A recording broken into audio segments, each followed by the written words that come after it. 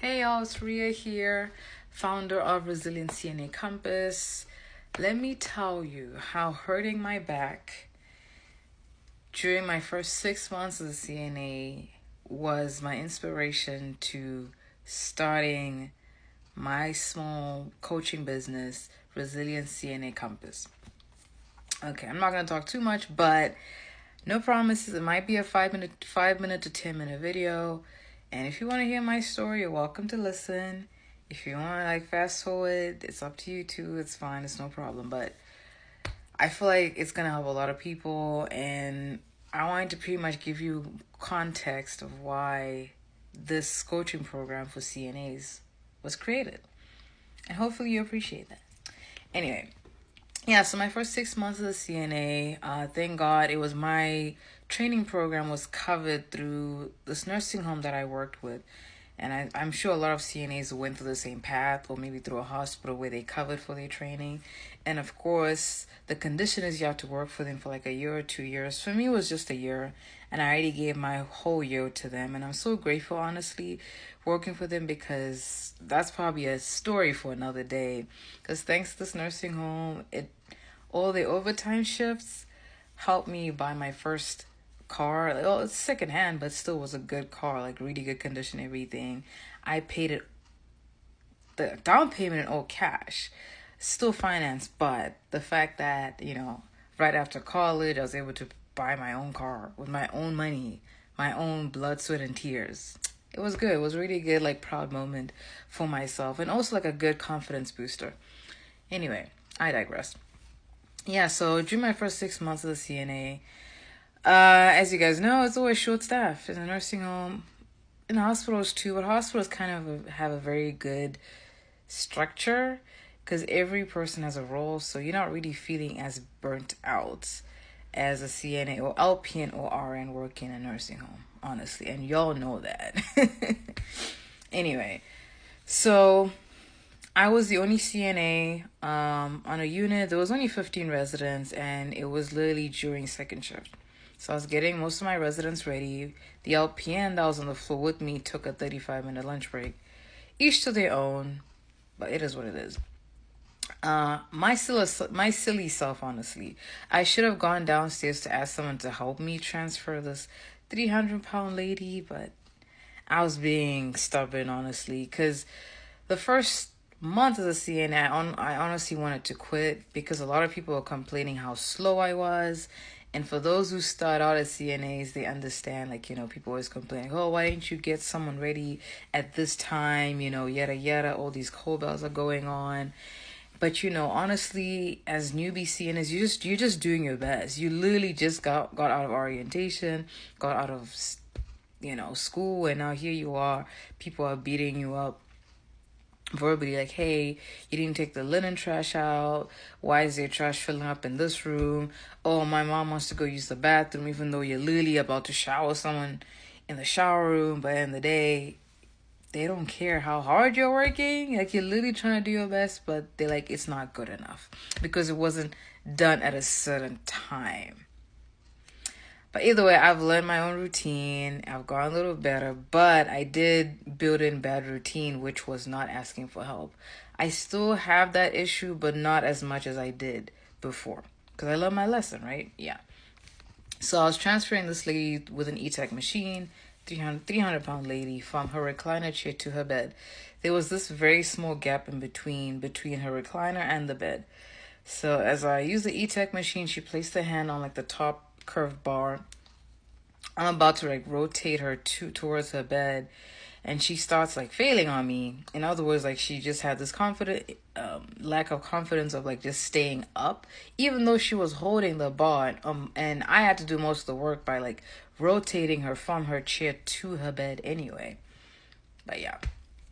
So she's like, oh, I just can't stay standing. I'm like, no, you have to stay. You have to stay up. You're doing good. You're doing fine. Your bed is this close to your recliner. You should be fine. I'm doing most of the work. So literally in between her recliner and her bed, as I was about to lay her on her bed, so she's sliding down, sitting down. I'm like, no, you gotta stay up. So I pretty much had to like kind of lift a little or tilt the E-Tech machine a little so she can stay up, and then I could sit her on her bed.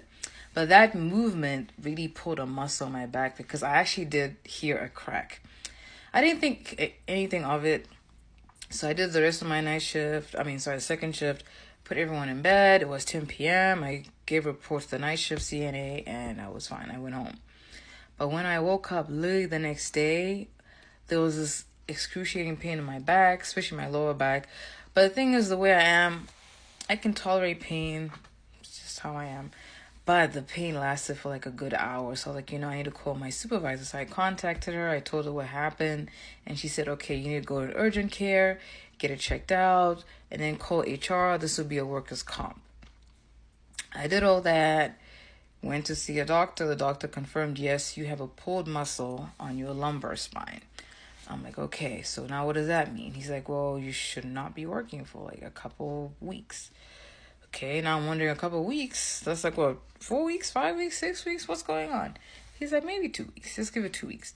2 weeks, the pain was there. I did take my pain medicine, everything. The pain was still there. But luckily, when I went back, the doctor like prescribed me a stronger medication, a more like a steroid pain medication, which did actually help. And then an extra week went by, and my lower back pain definitely got better. And then, I decided to go back to work.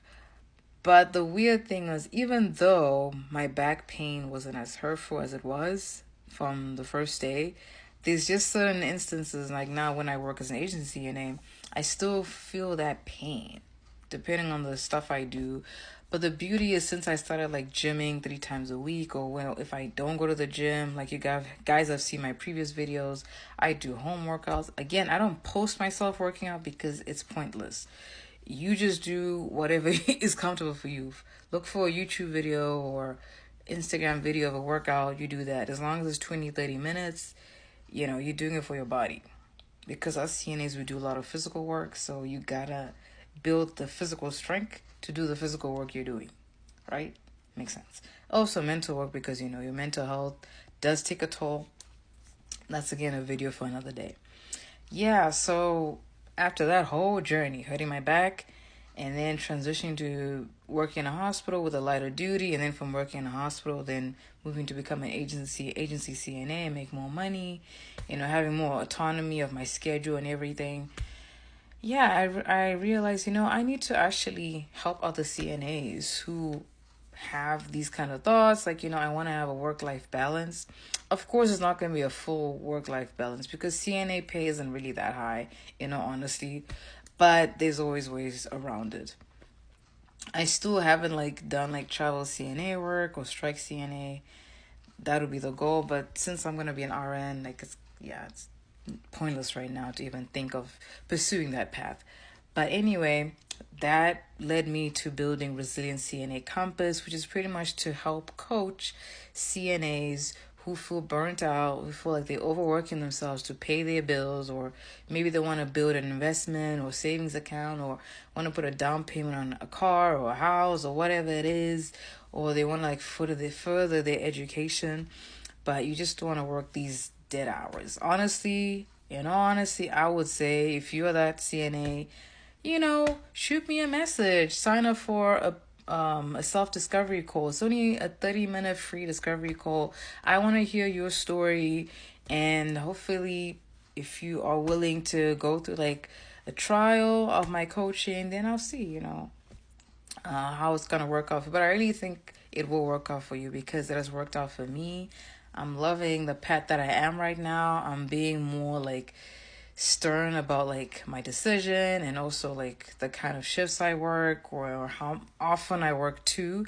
I'm not working today all the way. I'm only working Saturday at a 12-hour shift, and the money I've worked the past 3 weeks thus far is going to pay for my first month of my RN tuition and also my September bills. I'm pretty much covered for 2 months. Then I have other things going on, but again, it's a story for another day.